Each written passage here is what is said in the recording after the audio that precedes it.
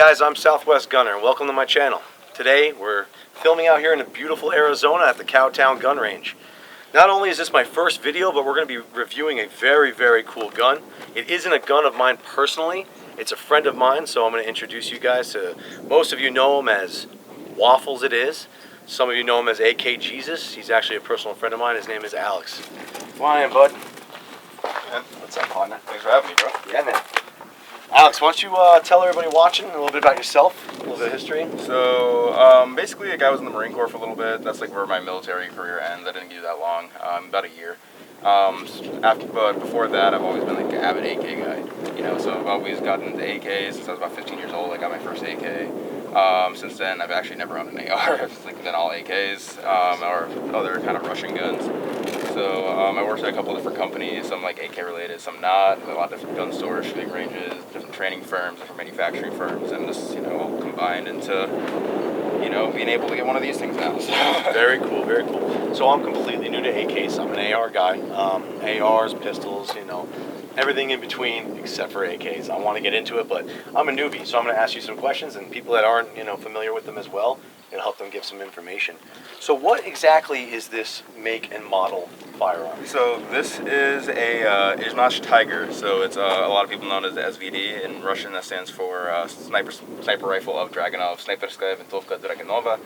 And it's basically a, it was designed initially as a sniper rifle, but now it's more of in the DMR role with the Russian military. And so this is basically as close as you get to a military one without owning a military one. Very cool. Side note, notice that he also speaks a little bit of Russian there, so that always helps.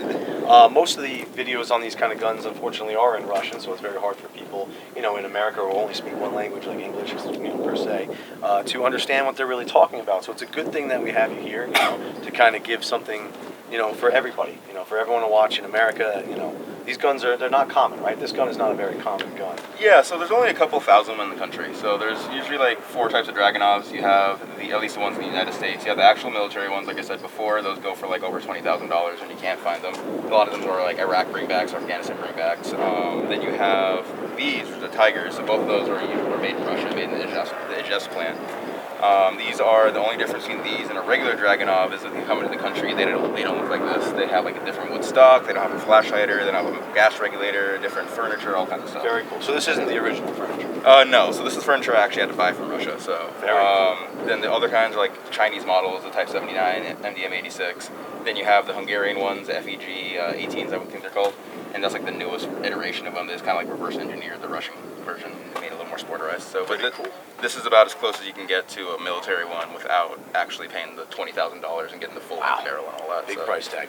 So what is the caliber of this gun? So this one is 7.62 by 54R. They do make them, not Tigers, but other Dragunovs and 308 as well. But I went to the 54R option just because I think I like the original version, you know. Now the 54R, is it an expensive round? Is it a hard to get round? What is the comment? It used to be dirt cheap. So you used to be able to get it for like around 7 cents a round. Like usually like a spam can of 440 for like 30, 40 bucks, somewhere around there. But now it's getting a little more expensive due to the Russian ammo ban. There's a lot of U.S. manufacturers that do make 54R. But for stuff like this, from what I found, usually the Russian stuff shoots the best. Very cool. So usually now it's around like 40, 50 cents a round. Not too bad, not too shabby, you know, if you're getting into the long range game. It's not that bad. Now the price range of this gun, is it hard to, you know, is it a more expensive gun? If somebody wants to get into the long range game and have something semi-auto, maybe not bolt action, this would be a good option. Most likely not. Most likely not. Yeah, so this gun I got for $6,800, but wow. As it stands right now, you see him sell on Gunbroker in this configuration, because I have, on this one in particular, has all the military stuff, including the Siren that we'll talk about a little later. Yeah. But this one, if I were to sell it right now, I'd probably go over 10 grand. So the ammo's cheap. The magazines are about $100 a magazine. You know, ammo's cheap, gun is it? Yep, exactly. So nice. So what is the range on 50? Was it 54R? You said. Yes. 54R. What's the range on that? Russian doctrine says 800 meters.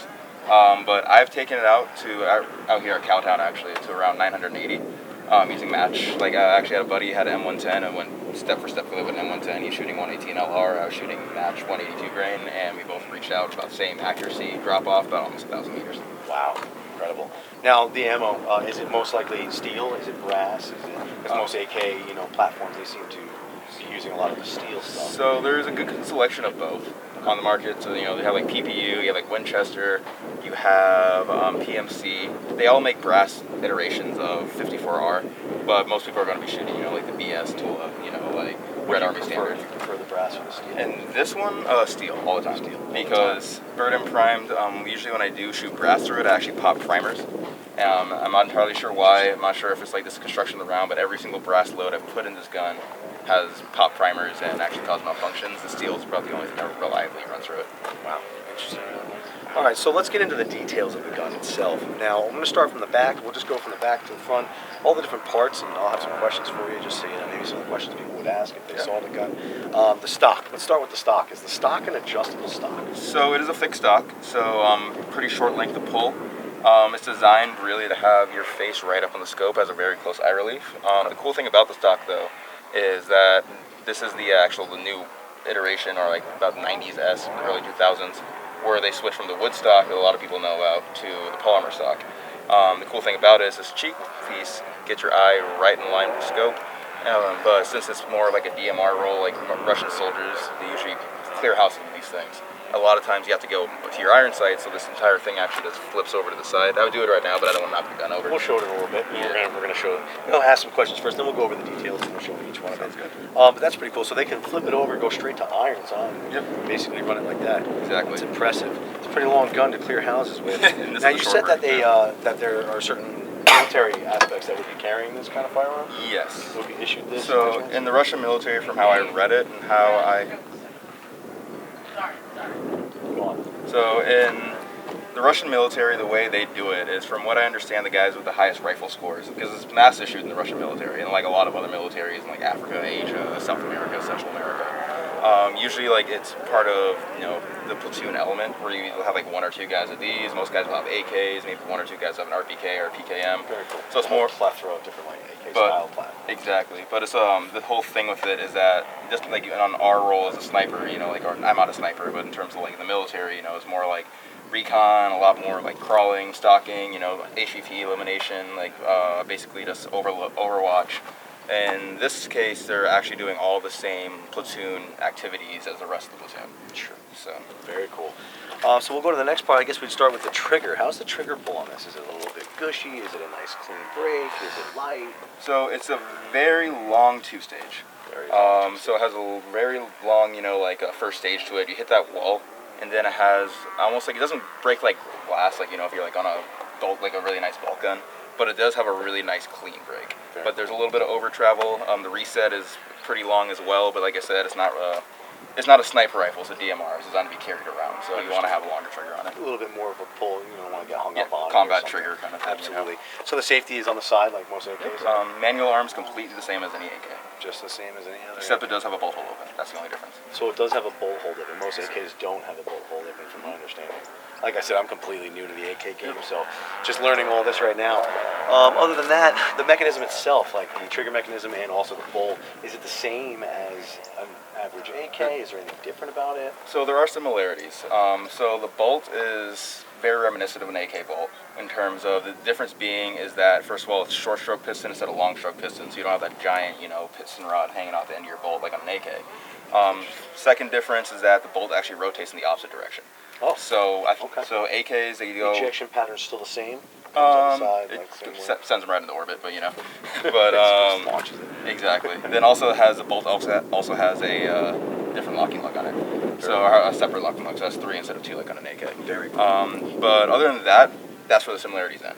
So everything else, the trigger mechanism, the gas system, the barrel twist, the actual construction of the gun, the way you disassemble it, totally different from an AK. Interesting, interesting. As far as like serial numbers go, things like that, I know that like in the AR platforms, everything's basically on the lower. You can get all the other parts online, have them shipped to your house, don't need an FFL, anything like that. How does it go for a gun like this? So these you pretty much always have to buy them complete. There are parts kit people weld together, you know, there's people who like rebarrel them and stuff like that. But more often than not, when you do see them for sale, they're complete guns. There's actually a lot more that goes into making one of these guns than an AK, from what I've been told by some of the people I know that work at HFs. You know, there's a lot of different heat treats, there's a lot of different, you know, like or you have to screw in the barrel cold, you have to screw in the barrel hot. I kind of forgot which one it is.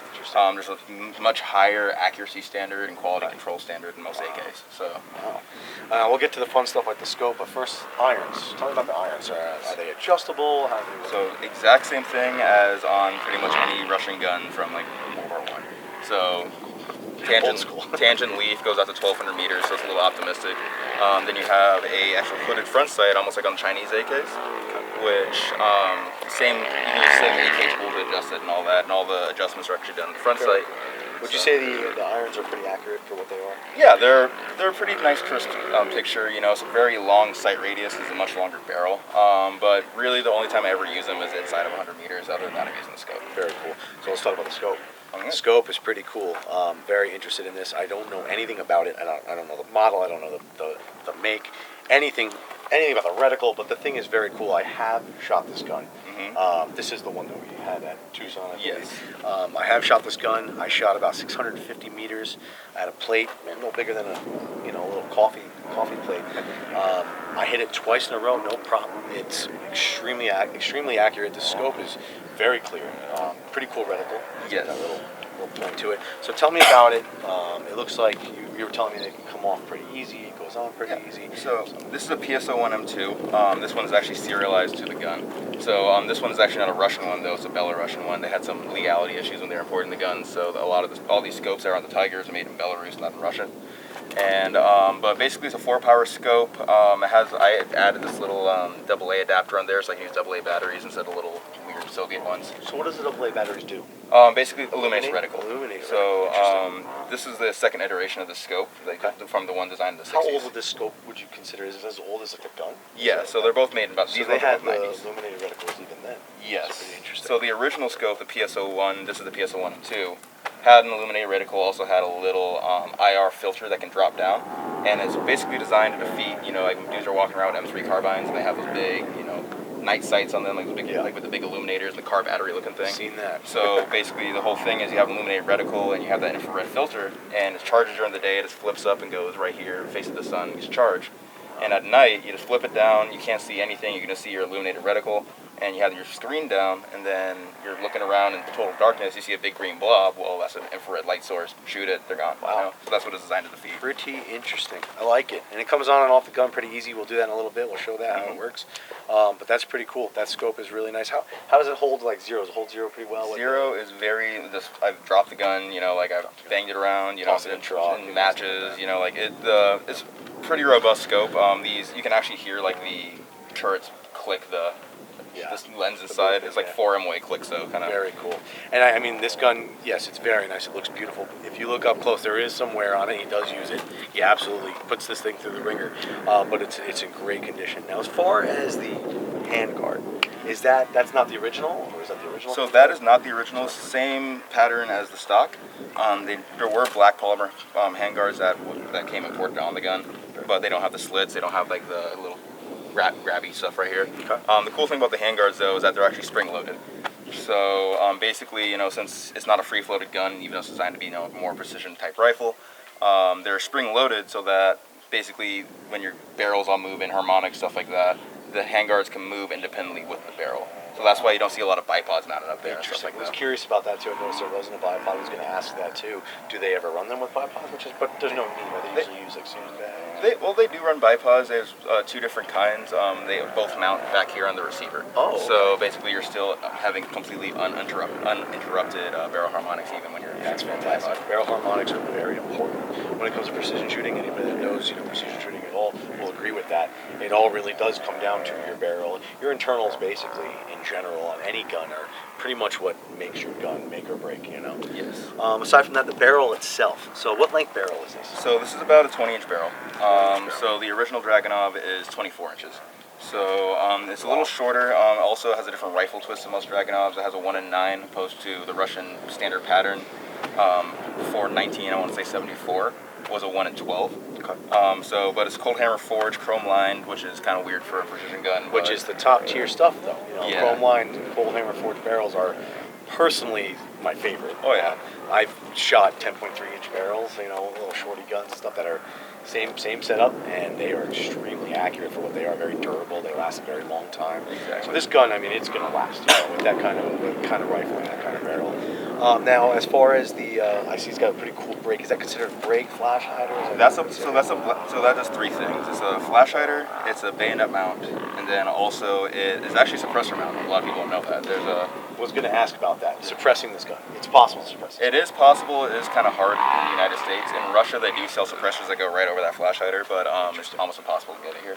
Now, is the flash hider removable, or is that just part of the barrel? It's pinned on. So just like an AK, you know, have your front sight, you have your gas block that are pressed on and then pinned in place. Okay. Same thing. So I can still take it off. I just have to pull out the punch set and you know, the big old 12-sound press. Do you plan to suppress this gun in the future? Possible. Possibly. I have kind of a thing going on with one of these mechanical engineers that I know, and basically we're trying to use the original flash, or the original, I guess, muzzle nut, or just front sight base that came with the gun without the flash hider and without the bayonet lug, and basically reverse engineer that and throw 24mm threads on there with a detent so I can throw a Wolverine on it. Sure. But and at the same time, I'm kind of hesitant to do that because it makes the gun longer, it makes it heavier, and the flash hider actually does a pretty good job of suppressing flash anyways. Very cool. Now, you said bayonet mount. I see you have one here, so tell me about this. So this is a standard issue Russian 6x5 bayonet. So basically it's... This is actually an Izmash one too, so it's actually matched with the gun. But they're pretty cool. They're like pretty cool utility knives. They're not very sharp. They have a serrated edge right here. They have a very blunt, single-sided, single bevel blade right here. But where all the sharpness is in the point. It's more of a stabbing kind of course deal. But other cool things. Strictly offensive, basically. Yes. Defensive. But this will mount on an AK, this will mount on an SVD, this will mount on an AKM, AK-74, pretty much anything. Rubber insulated, so basically what you can do is you can lock it in place just like this, and then you have electric wire cutters. So. Interesting. Didn't even know that. And I mean, you showed me this thing before, before we started filming this video, and I didn't even know that. That's pretty cool, man. Yeah. Definitely don't want to get stabbed by this thing whatsoever. It's pretty vicious. But this is a very cool gun, man.